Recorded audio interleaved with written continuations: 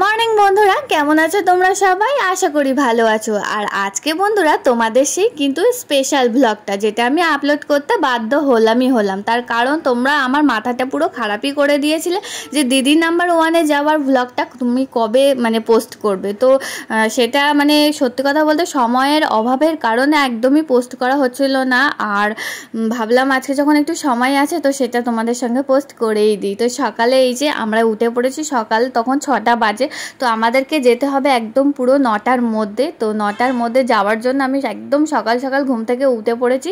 6টার মধ্যে একদম উঠে পড়ে সব কিছু রেডি করে নিয়ে চাটা খেয়ে আমরা বার হয়ে পড়েছি। এই দেখো পুকুসোনাও ঘুম থেকে উঠবে না, তবুও জোর জবরদস্তি করে বেচারিকে তোলা হয়েছে। আর এদিকে খুশবু তো খুব এক্সাইটেডই ছিল যাওয়ার জন্য। আর দেখো না কেমন সাজুগুজুটাই না করেছে। তো ওর পছন্দের ড্রেস ওর খুব পছন্দের ড্রেসটাই ওকে পরানো হয়েছে। ও বলেছিল মাম্মা আমি ওই ড্রেসটাই পরবো।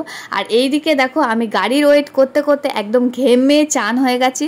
আর এতটা গরম পড়েছিল সেদিনকে যে তোমাদেরকে বলে বোঝাতে পারবো না। তো যার জন্য আমি কোনো মেকআপ টেকআপ কিছুই করিনি। আর খুশবুকেও সেইভাবে আমি সাজাইনি, যার জন্য খুবই গরমের জন্য। আর এইদিকে আমরা গাড়িতে বসে পড়েছি যাওয়ার জন্য। আর এইদিকে পুকুসোনা অনেক সকালবেলা উঠেছে, যেহেতু ওর জন্য গাড়িতে যাওয়ার সময় ঘুমিয়ে পড়েছে। আর আমার সঙ্গে কিন্তু আমার দিদি যাচ্ছে।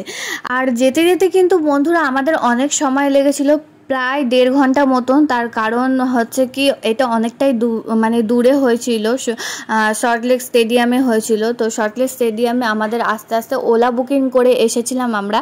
তো আস্তে আস্তে আমাদের প্রায় 1.5 ঘন্টা সময় লেগেছিল। আর এখানে এসে যা দেখলাম আমরা, তো এখানে সব ইউটিউবারদেরকেই বেশি বলা হয়েছিল, যেখানে বেশিরভাগ ইউটিউবাররাই এসেছিল, যারা রান্না করে বা যারা ব্লগ করে এরকম টাইপের বেশিরভাগ ইউটিউবাররাই এসেছিল অডিশনটা দিতে। আর এই যে 10 তলাতে আমাদের অডিশনটা হয়েছিল, 10 ফ্লোরে হয়েছিল।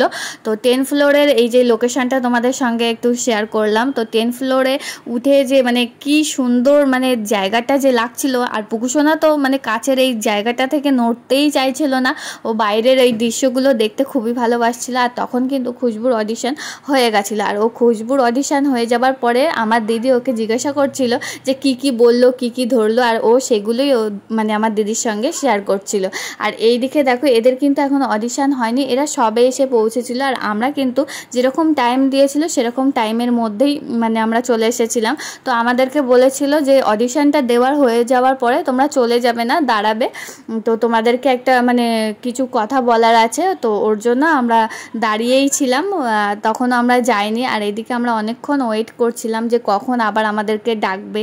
তো এইদিকে অনেক আবার লোকজনও চলে এসেছিল অডিশন দিতে। আর বেশিরভাগ মানুষরাই সবাইকে জিজ্ঞাসা করছিলাম, তো সবাই বলছিল আমরা ইউটিউব থেকে এসেছি। তো এখানে এন্ট্রিটা সত্যি কথা বলতে বেশিরভাগ মানুষ ইউটিউবেরই জন্য এখান থেকে এসেছে। আর আমার মেয়েকেও সোশ্যাল মিডিয়ার জন্যই এখানে ডাকা হয়েছিল, যেহেতু আমাদের একটা ইমেল এসেছিলো প্রথম কথা। আর দ্বিতীয় হচ্ছিল আমাদের পোস্ট অফিসে একটা লেটার এসেছিল দিদি নাম্বার 1 থেকে।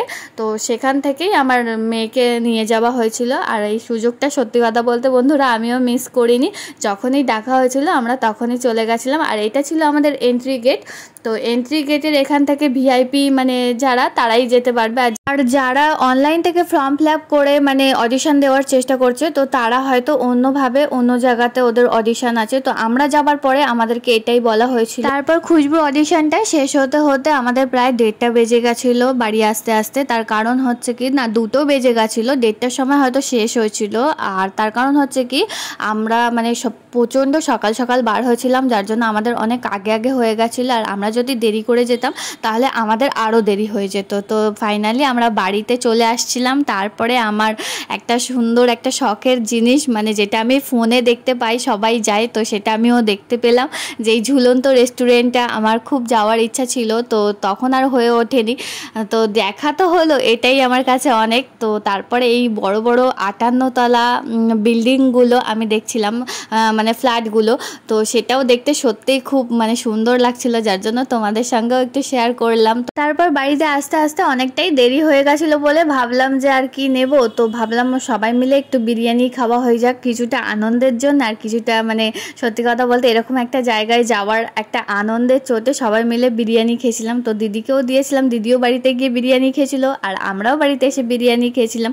তো খুশবুর প্রথম রাউন্ডটা সবে মানে কমপ্লিট হলো। তো তোমরা অনেকেই জিজ্ঞাসা করেছো দিদি ওকে টিভিতে কবে দেখাবে, তো টিভিতে কবে দেখাবে সেটা এখনও তো কনফার্ম হয়নি, তো কনফার্ম হলে অবশ্যই তোমাদেরকে জানাবো। তো এটা ছিল ফার্স্ট রাউন্ড, তো এখনও দুটো রাউন্ড বাকি আছে।